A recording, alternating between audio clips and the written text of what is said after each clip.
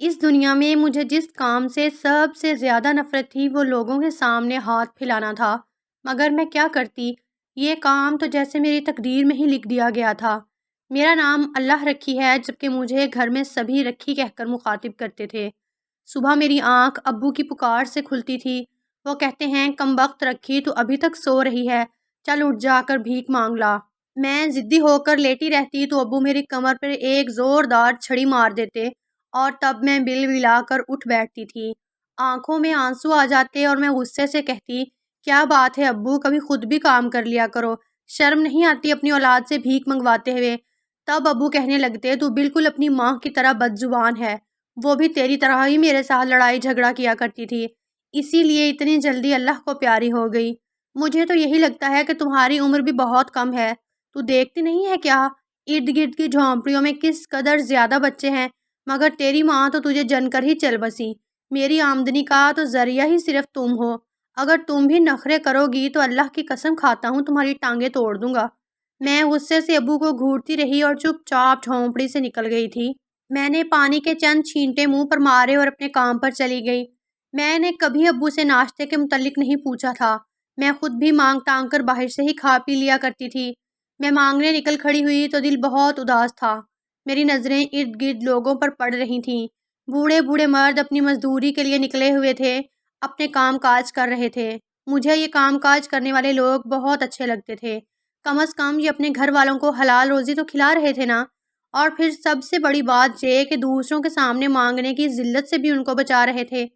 خیر، میں باری باری لوگوں کے ہاتھ پھیلا رہی تھی۔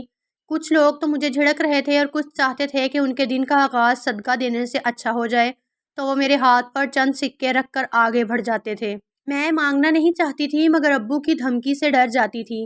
وہ کہتا تھا کہ میں تیری ٹانگیں توڑ دوں گا، اور مجھے اس بات پر 100% یقین تھا کہ جیسے ابو نے کہا ہے وہ ویسا ہی کرے گا۔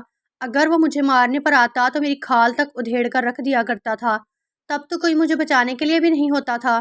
مجھے آج بھی یاد ہے، چند برس پہلے میں نے ابو سے کہا تھا کہ تو کما کر لایا کر، مجھے بھیک مانگنے مت بھیجا کر، مجھے یہ سب اچھا نہیں لگتا۔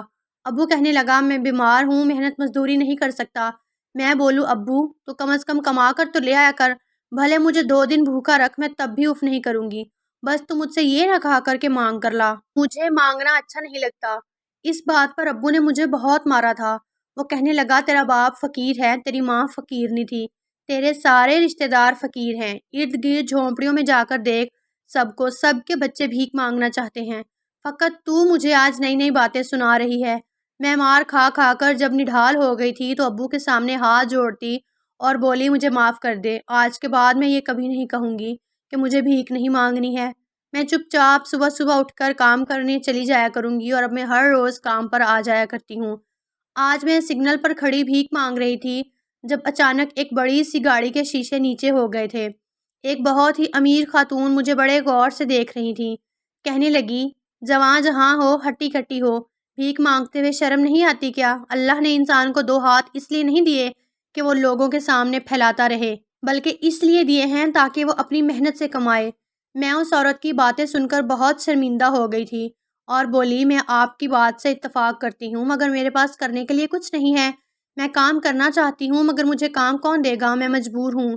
وہ عورت کہنے لگی، میرے گھر میں کام کرو گی، برتن دھونے ہوں گے اور صفائیاں کرنی ہوں گی، کام منظور ہے؟ میں نے جلدی سے سر ہلا دیا تھا۔ مجھے ایسے لگا تھا جیسے میری سب سے بڑی خواہش پوری ہونے جا رہی ہو۔ اس نے کہا کہ میری گاڑی میں آ کر بیٹھ جاؤ، میں تمہیں کام سمجھا دیتی ہوں۔ اس نے دروازہ کھولا تو میں جھٹ سے گاڑی میں بیٹھ گئی تھی۔ آج میں زندگی میں پہلی بار گاڑی میں بیٹھی تھی، میری تو خوشی کی انتہا ہی نہیں رہی تھی۔ ایسا لگ رہا تھا جیسے میرے ہاتھ قارون کا خزانہ لگ گیا ہو۔ میں مسکرا رہی تھی۔ اس عورت نے میرے چہرے کی جانب بڑے غور سے دیکھا تو کہنے لگی، پہلی بار گاڑی میں بیٹھی ہو؟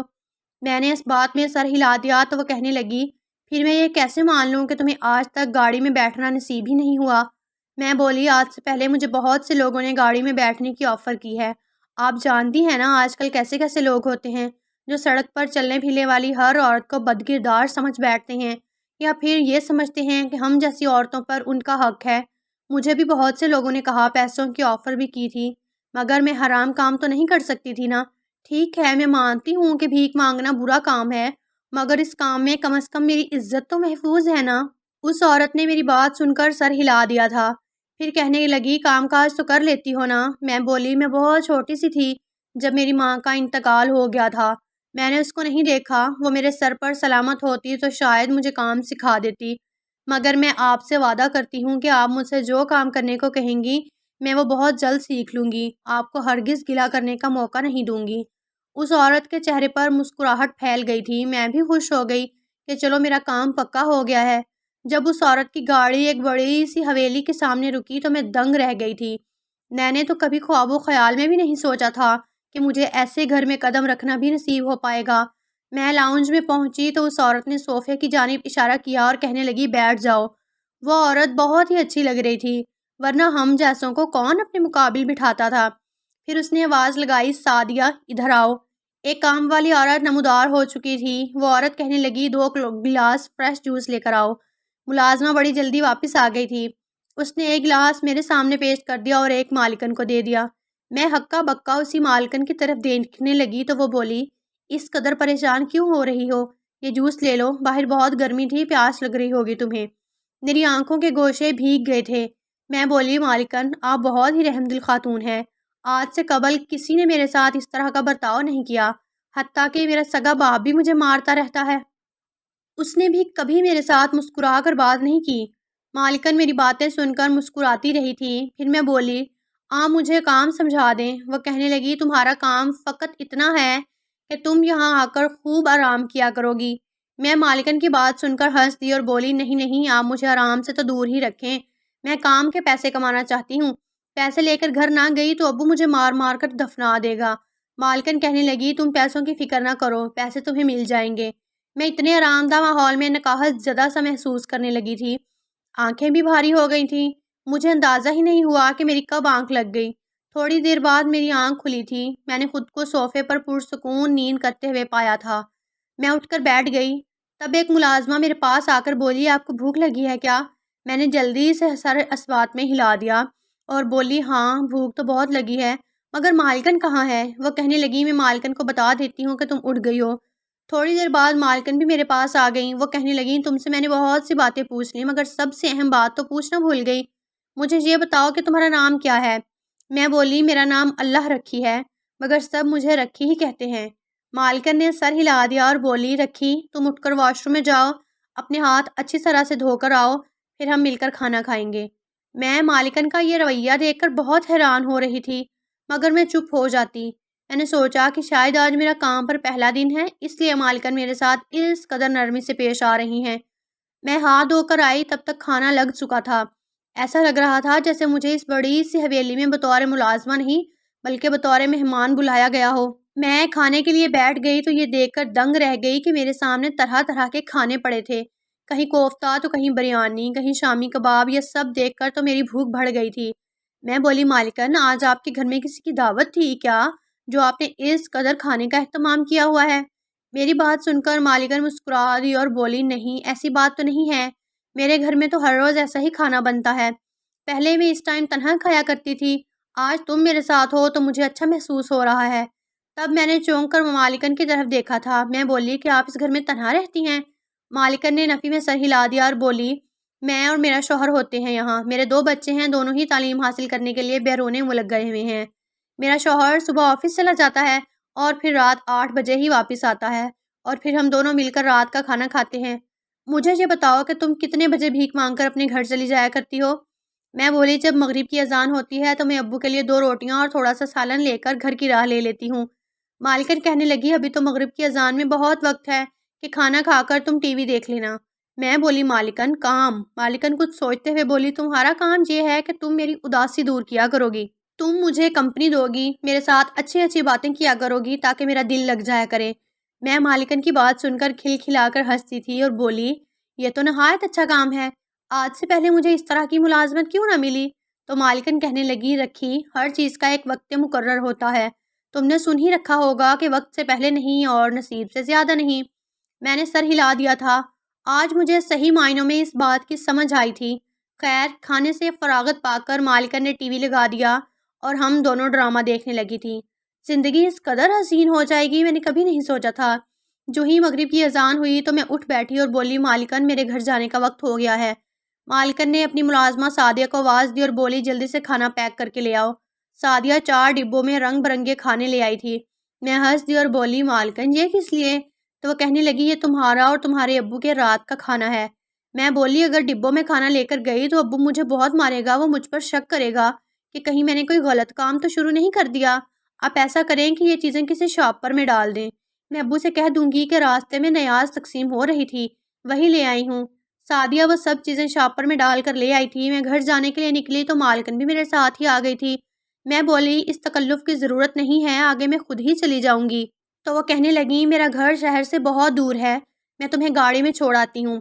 میں نے بار بار انکار کیا کیونکہ میں اس قدر اچھی سی مالکن کو زحمت نہیں دینا چاہتی تھی، مگر انہوں نے میری ایک نہ سنی اور زبردستی مجھے اپنی گاڑی میں بٹھا کر لے آئی تھیں۔ ہماری جھونپڑیاں نظر آنے لگیں تو میں بولی مالکن آگے میں پیدل ہی چلی جاؤں گی، نہیں تو ہماری برادری والے طرح طرح کی باتیں کرنے لگیں گے۔ مالکن نے سر ہلا دیا اور اپنے پرس سے 3000 روپے مجھے نکال کر پکڑا دیے۔ میں نے اتنے زیادہ پیسے دیکھے تو میں بولی مالکن آپ نے مجھے کھانا بھی دے دیا ہے اور میرے اتنے پیسے نہیں بنتے، آپ مجھے 500-600 دے دیں، میرے لیے یہی بہت ہو جائیں گے۔ مالکن کہنے لگیں اگر تم نے پیسے نہ لیے تو کل سے میرے گھر پر مت آنا۔ میں بولی مالکن میں دن بھر بھیک مانگتی تھی، تب بھی مجھے فقط 700-800 روپے ہی ملتے تھے، اب میں اتنے زیادہ پیسوں کا کیا کروں گی؟ مالکن کہنے لگی یہ تمہاری اجرت ہے، تمہاری مرضی ہے، جو کچھ مرضی کرو۔ میں نے مسکرا کر وہ پیسے پکڑ لیے تھے اور مارکیٹ کے سامنے ہی وہ پیسے میں نے اپنی پلو سے باندھ لیے تھے۔ صرف 1000 میں نے اپنے ہاتھ میں پکڑ لیا تھا۔ میں گاڑی سے اتر کر اپنی جھونپڑی میں آئی تو ابو ہمیشہ کی طرح ریڈیو پر گانے لگا کر بیٹھا تھا اور کوئی دھن سن رہا تھا۔ وہ اتنے مزے سے بیٹھا تھا جیسے اس کی زندگی میں کوئی غم ہی نہ ہو۔ ویسے شاید سچ میں ابو کی زندگی میں کوئی غم نہ تھا۔ بھلا اس جیسے بے فکر انسان کو کیا غم ہو سکتا ہے جس کی جواں جہاں بیٹی صبح گھر سے نکلتی ہو اور شام گھر لوٹتی ہو، اور اس آدمی نے کبھی یہ بھی نہ پوچھا ہو کہ کہاں گئی تھی اور کہاں نہیں، کیسے لوگوں سے سامنا ہوا، وہ تو فقط پوچھتا تھا کہ آج کتنی دہاڑی ہوئی۔ ابو نے میری جانب دیکھا تو کہنے لگا رکھی کس سوچ میں گم ہو۔ میں آگے بڑھی اور ابو کا دل جلانے کو بولی سوچ رہی تھی کہ ایک دن میں واپس آؤں گی تو ابو مرا پڑا ہوا ہوگا، پھر میں کیا کروں گی؟ ابو میری بات سن کر چونک پڑا تھا۔ کہنے لگا ہڈ حرام، لگتا ہے تیرا مار کھانے کو دل کر رہا ہے، کوئی شرم کوئی حیا ہوتی ہے انسان میں، یہ تم نے کیسے منہ پھاڑ کر کہہ دیا؟ میں ہنس دی اور بولی ابو موت تو برحق ہے، پھر تو میری بات کا بلا وجہ ہی غصہ کر گیا ہے۔ ابو مجھے گھورنے لگا تھا، تب میں نے آگے بڑھ کر 1000 کا نوٹ ابو کے ہاتھ پر رکھ دیا۔ ابو اتنے زیادہ پیسے دے کر خوش ہو گیا اور بولا واہ آج تو بڑی کمائی ہو گئی تیری۔ میں مسکرا دی اور بولی ہاں کبھی کبھار زیادہ پیسے بھی مل جاتے ہیں ابو۔ ابو تو یہ سب چھوڑ، یہ دیکھ کہ آج کا کھانا کتنا زیادہ ملا ہے۔ میں گھر واپس آ رہی تھی تو دیکھا کہ نیاز کا کھانا تقسیم ہو رہا ہے، میں بھی لائن میں لگ گئی اور کھانا لے آئی۔ ابو خوش ہو گیا تھا، وہ کھانے پینے کا بہت شوقین تھا۔ کہنے لگا کیا لے آئی ہے؟ میں نے جب کھانا نکال کر دیا تو ابو کی آنکھیں چمک گئی تھیں۔ ہم دونوں نے بہت شوق سے کھانا کھایا تھا۔ کھانا کھا کر میں برتن اٹھانے لگی تو ابو نے میرے سر پر ہاتھ رکھ دیا اور بولا آج تو تم نے میرا جی خوش کر دیا ہے۔ میں بھی خوش ہو گئی تھی۔ ابو کو جلدی نیند آ جایا کرتی تھی، جبکہ میں کھانا کھانے کے بعد اپنی خالہ کی جھونپڑی میں چلی جایا کرتی تھی۔ اس کی بیٹی شبو میری ہم عمر تھی، ہم دونوں ایک دوسرے کے ساتھ پورے دن کی روٹین شیئر کیا کرتے تھے۔ وہ بہت ہی اچھی لڑکی تھی اور میرا بہت احساس کیا کرتی تھی۔ میں آج بھی شبو کی طرف چلی گئی تھی، وہ آج بہت اداس لگ رہی تھی۔ میں بولی آ جاؤ باہر، ہم دونوں باہر نکل آئی تھیں۔ میں بولی کیا بات ہے شبو، آج تم بہت اداس لگ رہی ہو۔ میری بات سن کر وہ پھوٹ پھوٹ کر رونے لگی اور بولی یہ دنیا ہم جیسے لوگوں کے لیے نہیں ہے، ہم مر کیوں نہیں جاتی؟ ایسی زندگی کا ہم نے کیا کرنا ہے بھلا، جہاں صبح شام ہمارے حصے میں ذلت آتی ہے۔ میں شبو کی باتیں سن کر پریشان ہو گئی اور بولی کیا ہوا ہے، تم کھل کر بتاؤ مجھے۔ وہ کہنے لگی آج میں بھیک مانگنے گئی، ایک دکان میں چلی گئی تھی۔ دکاندار نے میرے ہاتھ میں 500 روپے رکھ دیے اور بولا کہ تھوڑی دیر کے لیے میرے پاس آ جاؤ۔ میں اس کی بات کی گہرائی سمجھ چکی تھی، اس لیے غصے سے بولی تم نے ہر کسی کو اپنے جیسا بے غیرت سمجھا ہوا ہے کیا؟ اتنا کہہ کر میں نے اس کے منہ پر تھپڑ بھی مارا۔ اس چیز کی مجھے یہ سزا دی گئی کہ دکاندار نے شور مچا دیا کہ میری دکان میں چورنی گھس گئی ہے۔ اس نے سب کے سامنے وہ 500 روپے دکھا دیے جو تھوڑی دیر پہلے ہی اس نے مجھے دیے تھے۔ وہ کہنے لگا یہ فقیرنی میرے گلے سے پیسے چوری کر رہی تھی۔ پھر تو سارے دکاندار ہی غصے میں آ گئے کہ چلو اس کو جیل کروا دیتے ہیں، ایک چورنی کو سزا ملے گی۔ میں رو رو کر اپنی بے گناہی کا یقین دلاتی رہی تھی، مگر کسی نے میری بات نہ سنی۔ میں نے بہت منت سماجت کی، تب ایک بزرگ آدمی دکان پر خریداری کرنے آتا تھا۔ میں نے اس سے گزارش کی کہ میری جان کی خلاصی کروا دیں۔ تب اس نے میری سفارش کی اور پھر کہیں جا کر میری بچت ہوئی، نہیں تو آج میں جیل میں بیٹھی اس ظلم کی سزا بھگت رہی ہوتی جو میں نے کیا بھی نہیں ہے۔ میں نے اسے دلاسا دیا اور بولی تم فکر نہ کرو، اللہ کی لاٹھی بے آواز ہے، وہ ایسے لوگوں کو ضرور پوچھے گا۔ شبو کہنے لگی تم سے بات کر کے دل کو سکون مل جاتا ہے۔ پھر وہ بولی کہ آج کا دن تمہارا کیسا گزرا؟ میں نے شبو کو بتا دی اپنی پیسے بھی اور اس کے پاس جمع کروا دیے تھے۔ میں بولی یہ میری مالکن نے مجھے دیے تھے۔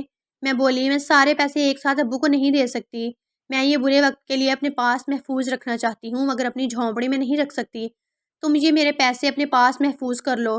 تب وہ میری بات سن کر بولی ذرا سنبھل کر، آج کل کے دور میں کوئی بھی اتنا اچھا نہیں ہوتا، مجھے تو اب اپنی فکر بھول گئی ہے اور میں تمہارے لیے پریشان ہو گئی ہوں، تم کل سے وہاں مت جانا، نہ جانے اس سب کے پیچھے تمہاری مالکن کا کیا مقصد ہو۔ میں نے سر جھٹک دیا تھا اور بولی تم تو بلا وجہ ہی چھوٹی چھوٹی باتوں پر پریشان ہو جاتی ہو، میری مالکن بہت اچھی ہے، تم اس سے مل لو گی تو تم بھی اس کی قدردان ہو جاؤ گی۔ شبو کہنے لگی ٹھیک ہے مگر تم بہت محتاط رہنا۔ میں نے سر ہلا دیا تھا، میں بہت زیادہ خوش تھی کیونکہ مجھے اتنے زیادہ پیسے ملے تھے اور ایک دوست جیسی مالکن بھی مل گئی تھی۔ رات زیادہ ہو گئی تھی، میں شبو کو شب بخیر کہہ کر اپنی جھونپڑی میں آ گئی تو ابو تو بڑے آرام سے خراٹے لے کر سو رہا تھا، جبکہ میں بھی اب سونے کے لیے لیٹ گئی تھی۔ صبح میری آنکھ خود سے ہی کھل گئی تھی، آج میں نے اپنے بالوں میں اچھی طرح سے کنگھی کی تھی۔ ابو مجھے بڑی حیرت سے دیکھ رہا تھا، کہنے لگا تمہیں کیسے خیال آ گیا اپنے بیچارے بال سنوارنے کا؟ میں بولی ابو اگر فقیرنی صاف ستھری ہونا تو اس کو زیادہ بھیک ملتی ہے۔ ابو نے سر ہلا دیا تھا۔ میں نے اچھی طرح سے منہ ہاتھ دھو لیا اور پھر اپنے کام کے لیے نکل کھڑی ہوئی تھی۔ میں جھونپڑیوں سے دور آ گئی تو یہ دیکھ کر حیران رہ گئی کہ میری مالکن اپنی گاڑی میں بیٹھی میری منتظر تھی۔ میں جلدی سے مالکن کے پاس گئی اور ہم مالکن کی حویلی میں آ گئے۔ مالکن نے اپنی ملازمت ساتھیوں کو آواز دی اور بولی تیل لے کر آؤ، پھر کہنے لگی رکھی کے بالوں میں اچھی طرح سے تیل کی مالش کر دو۔ میں نے حیرت سے مالکن کی جانب دیکھا اور بولی اس چیز کی کیا ضرورت ہے؟ اس چیز کی ضرورت نہیں ہے۔ مالکن ہنس دی اور بولی رکھی لگتا ہے تم آئینہ نہیں دیکھتی، تمہارے بال کس قدر روکھے سوکھے ہوئے پڑے ہیں، ان کو تیل کی ضرورت ہے۔ پھر مالکن نے مجھے اپنا لباس پہننے کو دیا اور بولی تم واش روم میں جاؤ اور بہت تفصیل سے شاور لے کر آؤ، تمہارا حلیہ بہت خراب ہے، مجھے صفائی پسند ہے، میں چاہتی ہوں کہ میری دوست رکھی صاف ستھرا لباس پہنے۔ میں نے مالکن کی بات مانی اور نہانے کے لیے چلی گئی۔ آج مجھے وافر مقدار میں پانی نصیب ہوا تھا، اس لیے مزے مزے سے نہاتی رہی تھی، ایسا لگ رہا تھا جیسے میرے وجود سے بوجھ اترتا جا رہا ہے۔ میں نہا کر باہر آئی تو مجھ پر غنودگی سی طاری ہو گئی تھی۔ مالکن نے مجھے سونے کے لیے بہترین بیڈ فراہم کر دیا۔ میں سو کر اٹھی تو ہم نے مل کر کھانا کھایا، پھر ٹی وی دیکھا اور پھر واپسی پر مالکن نے پھر سے پیسے دے دیے تھے۔ اب ہر روز یہی سب ہونے لگا تھا، زندگی بہت زیادہ حسین لگنے لگی تھی۔ میں بے انتہا خوش تھی، میں نے کبھی خواب میں بھی نہیں سوچا تھا کہ ایک فقیرنی کو اس قدر عیش و عشرت میسر آئے گی۔ میں یہ سب باتیں جب شبو کو بتاتی تو وہ مجھے خبردار کر دیا کرتی تھی، کہنے لگتی مجھے تمہاری مالکن تیز تراز عورت لگتی ہے، وہ یقیناً تمہاری سادگی کا فائدہ اٹھا رہی ہے، تم اپنی مالکن پر گہری نظر رکھو۔ میں سر جھٹک دیتی اور کہتی تمہیں تو بلا وجہ ہی شک کرنے کی بیماری ہے، تم نے کبھی اچھے لوگ دیکھے ہی نہیں ہیں، اس لیے ہر کسی کی نیت پر شک کرتی ہو۔ خیر میں شبو کو ٹال تو دیا کرتی تھی مگر اس کی باتوں نے مجھے مشکوک بنا دیا تھا، اب مجھے بھی اپنی مالکن پر شک ہونے لگا تھا، وہ بھلا کیوں کر میرا اتنا خیال رکھتی تھی؟ اس نے ایک فقیرنی کو سڑک سے اٹھا کر اپنی حویلی میں مہارانی کیوں بنا لیا تھا؟ یہ سب باتیں سوچ سوچ کر اب میں اداس رہنے لگی تھی، مگر میں نے مالکن پر کچھ بھی ظاہر نہیں کیا تھا۔ آج میں سو کر اٹھی تو مالکن کے پاس چلی گئی، وہ اپنے دھیان میں بیٹھی موبائل پر کچھ دیکھ رہی تھی۔ میں مالکن کے سر پر پہنچ گئی تو وہ مجھے دیکھ کر گھبرا گئی تھی۔ وہ غصے سے بولی کسی کے پاس جانے کے کچھ آداب ہوتے ہیں، تمہیں کم از کم کھنگار دینا چاہیے تھا۔ میں ڈر گئی، میں نے معذرت کر لی تھی مگر اب میں مالکن پر شک کرنے لگی تھی، آخر وہ ایسا بھی کیا دیکھ رہی تھی جو مجھے اپنے سامنے پا کر وہ اس قدر خوفزدہ ہو گئی تھی؟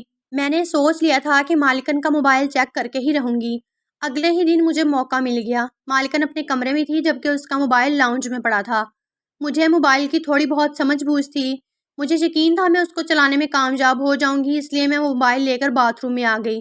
میں نے موبائل کی گیلری کھولی تھی، یہ دیکھ کر تو جان نکل گئی کہ مالکن کا پورا موبائل میری تصاویر اور ویڈیوز سے بھرا پڑا تھا، کہیں میں کھانا کھا رہی ہوتی تو کہیں میں سو رہی ہوتی۔ میں تھر تھر کانپنے لگی تھی کہ آخر اس سب کے پیچھے مالکن کا کیا مقصد ہو سکتا ہے۔ میں وہ فون لے کر مالکن کے کمرے میں آ گئی اور بولی یہ سب کیا ہے؟ مالکن میرے ہاتھ میں اپنا موبائل دیکھ کر بہت زیادہ گھبرا گئی تھی، وہ ایسی ہو گئی تھی جیسے اس کی چوری پکڑی گئی ہو۔ میرے سامنے ایک فوٹو آئی تھی، میں نے البم دیکھی تو اس میں میری بے شمار تصاویر موجود تھیں، مگر مجھے یاد نہیں تھا کہ میں نے یہ تصاویر کب بنائی تھیں۔ میں نے مالکن کو سوالیہ نظروں سے دیکھا تو وہ کہنے لگی، یہ میری بہن ہے عافیہ۔ آج سے 18 برس پہلے اس نے ہسپتال میں ایک بچی کو جنم دیا تھا، مگر اس کی وہ بچی اغوا ہو گئی تھی۔ یہ خبر ہم سب کے لیے پریشان کن تھی۔ ہم نے اس بچی کو ہر جگہ تلاش کیا مگر وہ ہمیں کہیں نہیں ملی۔ میری بہن اپنی بیٹی کے غم میں نیم دیوانہ ہو گئی تھی اور پھر وہ یہ ملک چھوڑ کر چلی گئی۔ دوسرے ملک جا کر اسے 2 بچے ہو گئے۔ اس دن میں نے سگنل پر اپنی بہن عافیہ کی بیٹی کو بھیک مانگتے دیکھا تو اسے اپنے ساتھ لے آئی۔ میں نے تمہاری تصاویر اور ویڈیوز اپنی بہن کو بھیجی تو وہ کہنے لگی کہ 100% یہ میری ہی بچی ہے۔ اس نے مجھے ہدایت دی کہ جب تک وہ وطن واپس نہ آ جائے تمہیں اس متعلق کچھ خبر نہ ہو۔ وہ ڈرتی تھی کہ کہیں تمہیں دوبارہ نہ کھو دے۔ میں یہ سب باتیں سن کر حیران رہ گئی تھی۔ میں مالکن سے بولی، میں اپنے ابو سے سچ جاننا چاہتی ہوں۔ مالکن مجھے میری جھونپڑی میں لے آئی۔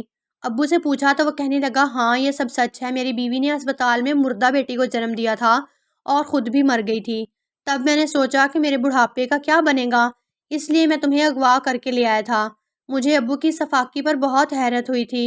مالکن یعنی میری خالہ مجھے گھر لے آئی تھی۔ پھر چند ہی روز بعد میرے والدین اور بہن بھائی پاکستان آ گئے تھے۔ میں ان کے ساتھ مل کر بہت خوش ہوئی تھی۔ میری دوستی آج بھی شبوں کے ساتھ ہے اور میں اسے بھیک کی دنیا سے نکالنے کے لیے ہر ممکن کوشش کر رہی ہوں۔ ابو کو میں خالہ کے سرونٹ کوارٹر میں لے آئی ہوں، وہ یہاں خوش ہیں، جبکہ میں اپنے والدین سے مل کر خوش ہوں۔ میری زندگی ایک بہت ہی خوبصورت موڑ لے لیا ہے۔ اب میرے پاس اللہ کی ہر نعمت موجود ہے، میں اس کا جتنا بھی شکر ادا کروں کم ہے۔ اگر آپ کو آج کی کہانی پسند آئی ہے تو ویڈیو کو ضرور لائک کیجیے گا اور اپنے دوستوں کے ساتھ بھی شیئر کیجیے گا، اور ہاں، اگر آپ نے ابھی تک ہمارا چینل سبسکرائب نہیں کیا تو ضرور سبسکرائب کریں۔ ملتے ہیں کل ایک نئی اور دلچسپ کہانی کے ساتھ۔